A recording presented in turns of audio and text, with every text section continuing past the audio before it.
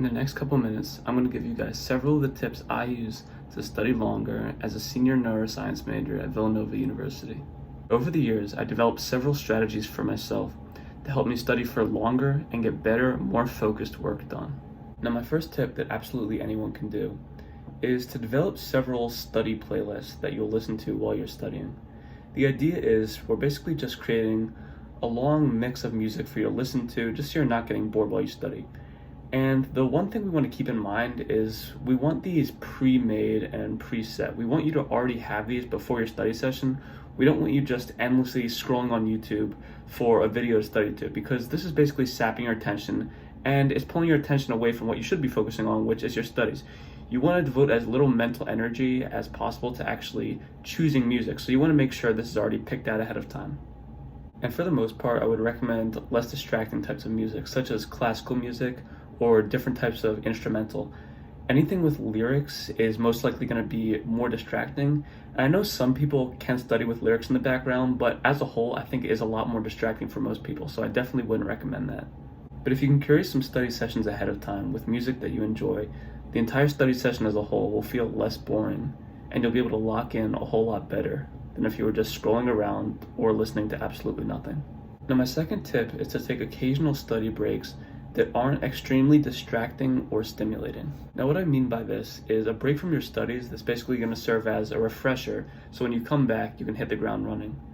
And this would basically entail something simple, such as walking around the building with your friend after several hours of studying, or maybe a quick snack break, just running to the local convenience store or a convenience store nearby.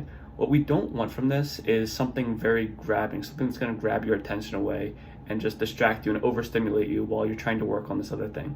Because if you're studying and it's most likely a little bit more boring than, for example, scrolling on Instagram, if you do go on a social media app like that that's a lot more, addicting and distracting, it's going to be a lot more difficult to then pull your attention away from that and refocus on the original task. We want something that's a lot less distracting. So, for example, like I said before, walking around with your friends, or maybe just having a quick chat, or grabbing a snack, something easy that's not completely sapping all of your attention away.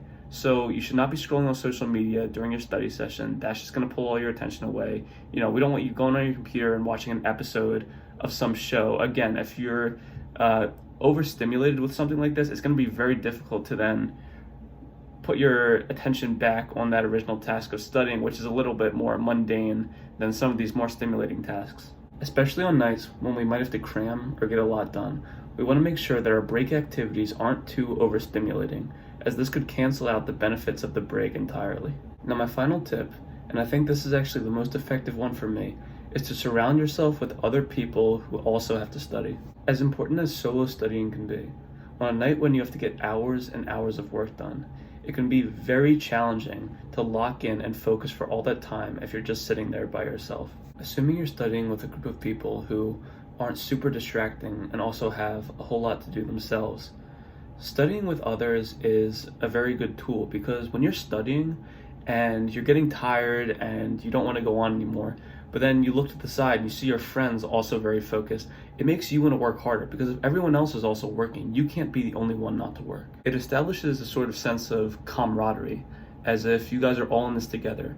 And that's really important for just maintaining your motivation. And especially during late night study sessions, motivation is something really important that we want to continue to cultivate.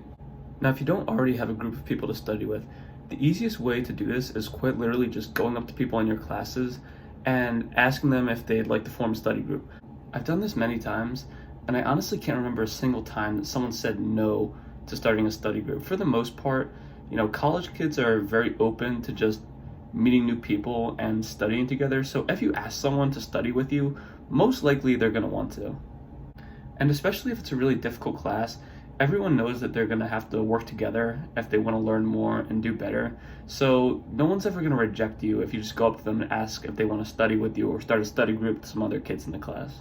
Now, just to summarize the main points, if you want to study for longer and get more focused work done, first, you should set up playlists ahead of time.